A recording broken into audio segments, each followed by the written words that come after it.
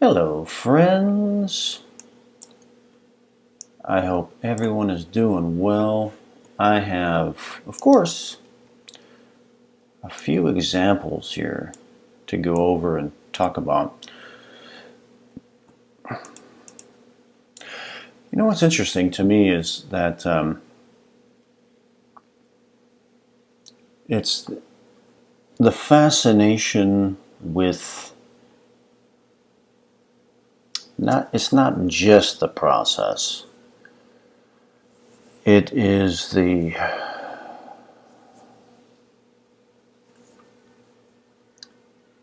time element, meaning this. Once, according to my personal theory and theories based on my experiential pursuits, the time factor is very, it's not just important, it's fascinating to me, because what I'm encompassing in my mind is that the process that we call remote viewing, which is that's just a label. It's just kind of a cool label. We call it remote viewing. But put the label to the side, and it is our innate autonomic ability to obtain perceptions, experience ranges of time and space. That part is interesting, okay? But deeper into that, for me, it gets more fascinating, because in the brain, when you have neurons that are firing, and they are sending bits of quote-unquote information,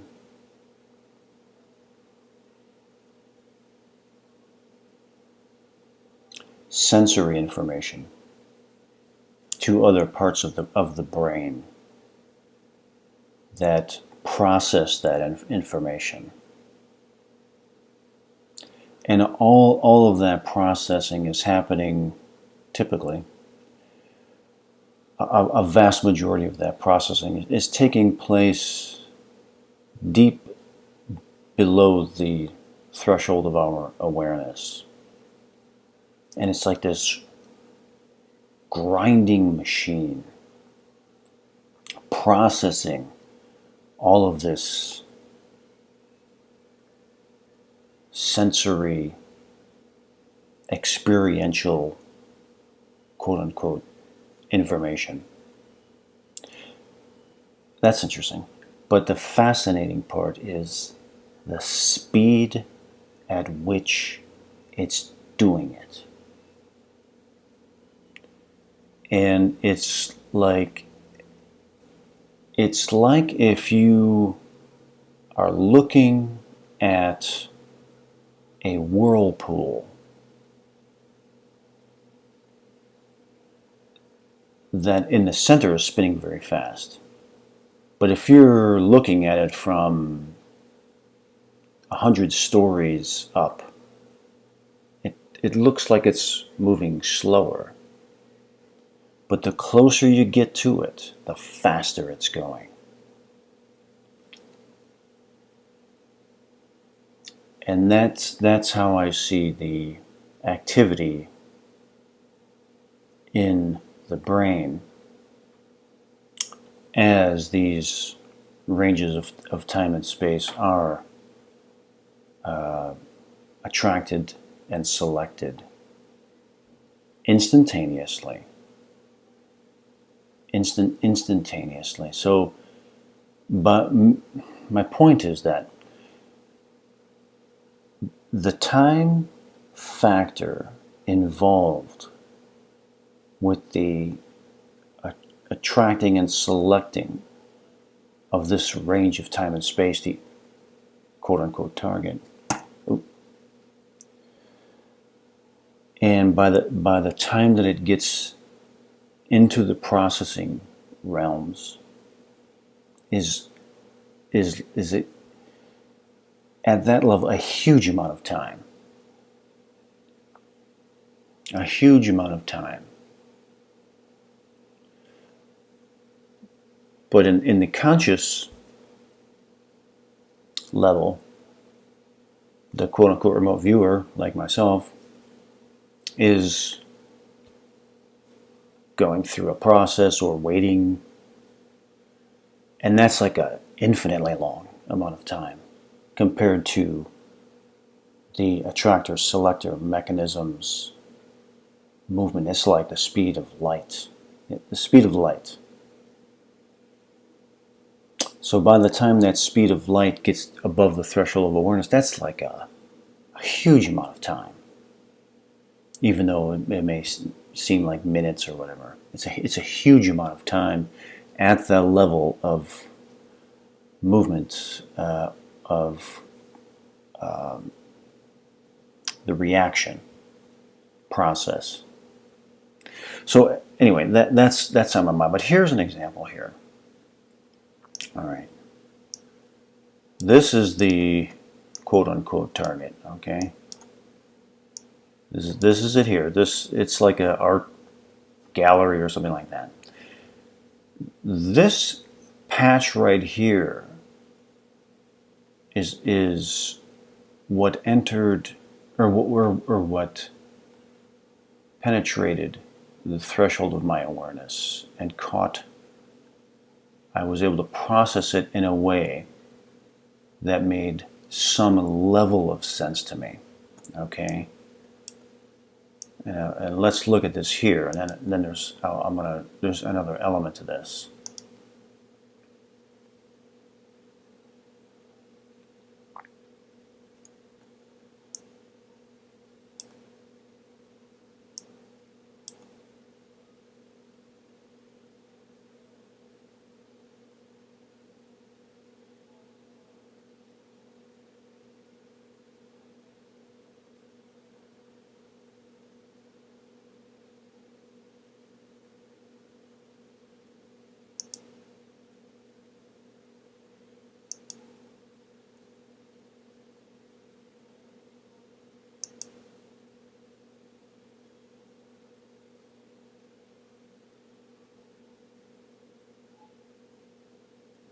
Okay.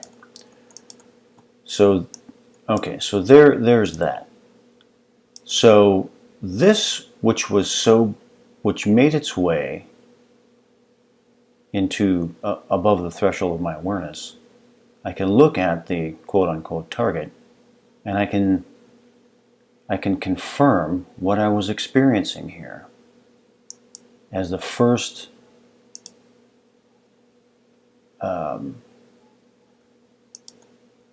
perceptual experience, or the neuron of the first order, that kind of thing. Okay, so it's confirmable. But here's what I did to get to this point here.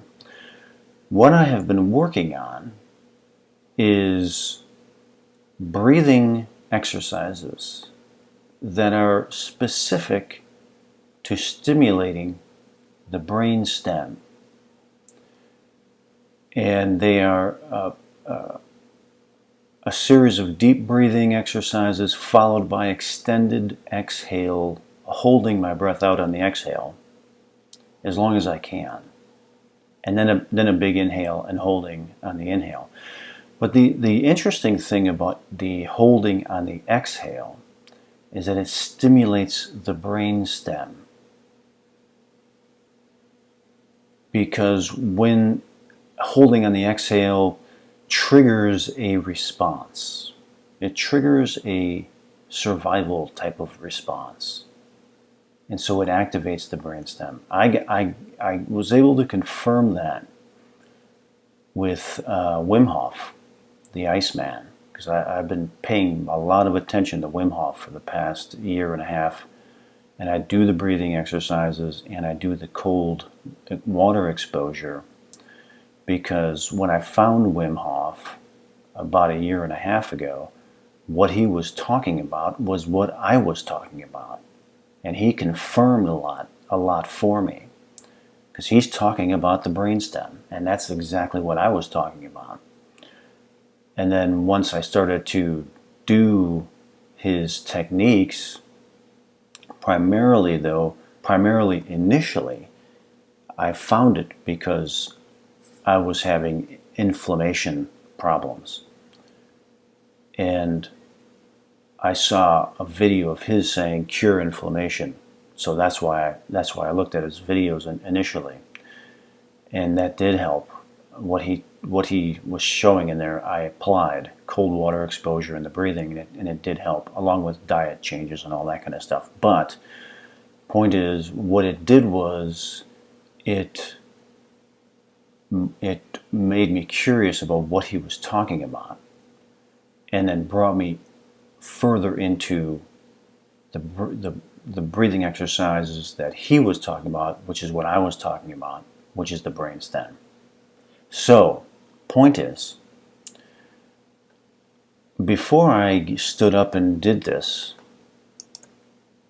here, I was doing the breathing exercises. It's like a hyperventilation type of breathing. Big inhales, half exhale, big inhales, half exhale. And then you exhale out, and then you hold for as long as you can. I'm focusing, when I'm doing that, specifically to stimulate my brainstem, and that's when this quickly made it into my awareness. So I got up, as you can see here. I just got up and went and drew my perception of it. So I'm putting that out there now because I've been working with this, specifically with the breathing and the brainstem work, for quite a while, and several of the previous videos where I'm going over these kinds of results and time factors and all that were right after I was working on with the breathing exercises. That's the point that I'm making here. All right, so that's that one.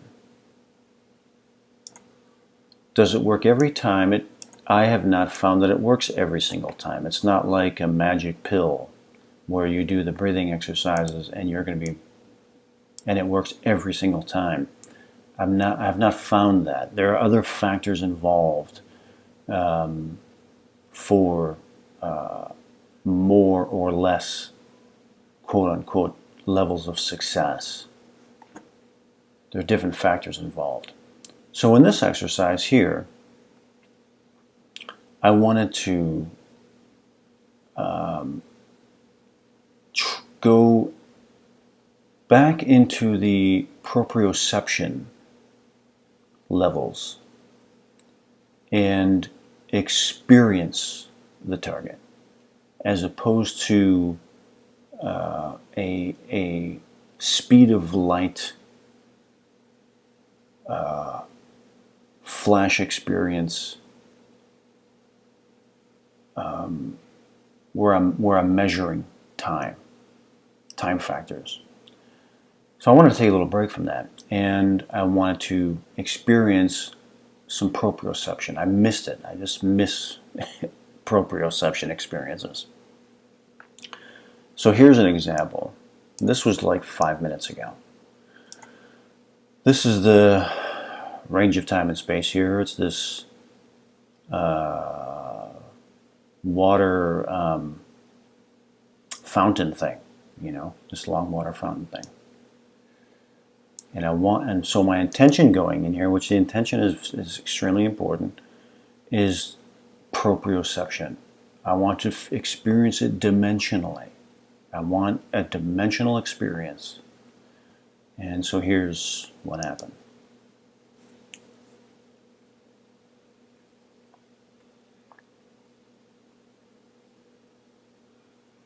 I want dimensions. And because I want dimensions, I'm going to use some other tools in the toolbox. I'm going to go with some ideograms and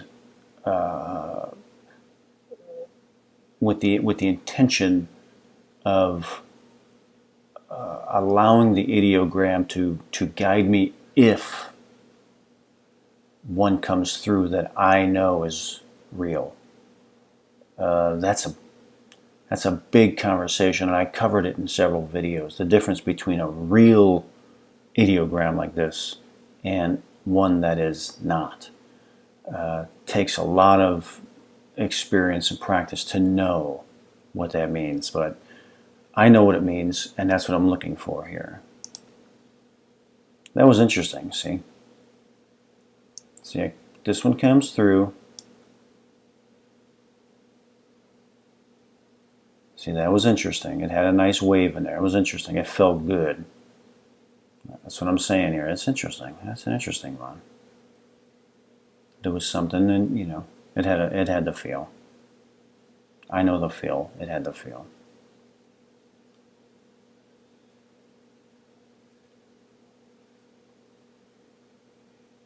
All right, I want to go back and do another one.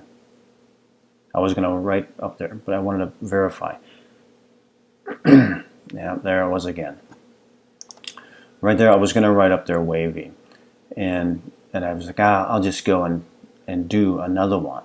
And another wavy one comes through. And I'm like, yeah, that was real, man. That was real deal. And there's water here.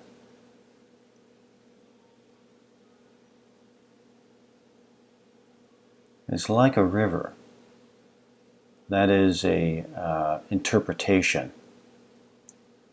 Not an accurate one, but an interpretation. So here I'm going into the proprioception element of it, which is what I wanted to do.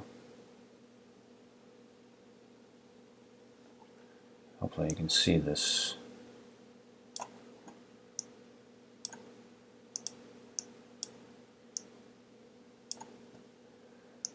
Hopefully you can see that.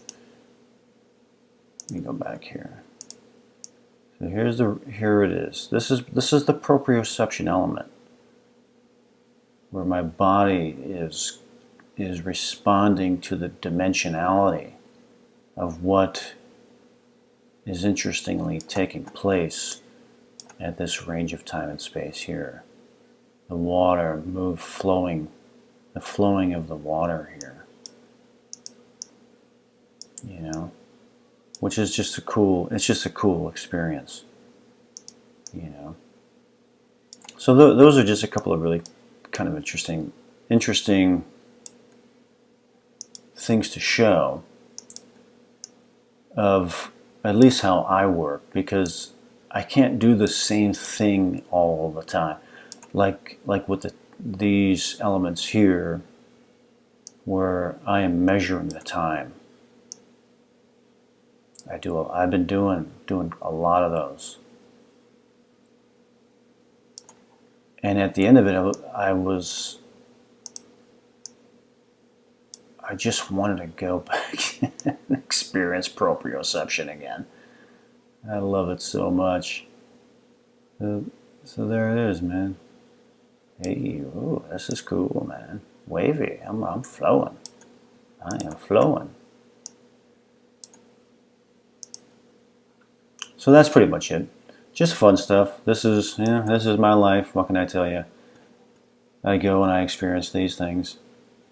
So a couple examples, maybe some things to think about. Again,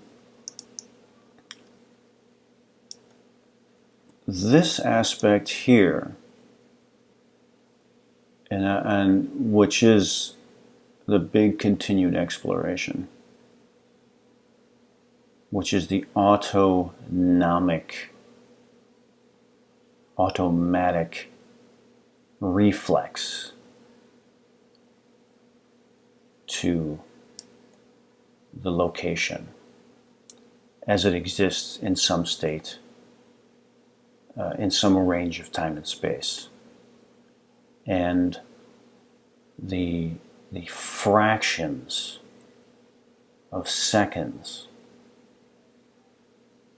that it takes to go from the access point in the brainstem to the processing areas of the brain, and how time is so different there. It's so different than it is by the time you're standing in front of the board or sitting at the desk with the paper. That perception of time is a million years has gone by in regards to the speed of light process in the brain. So anyway, hope you find that interesting, and many, many, many more to come.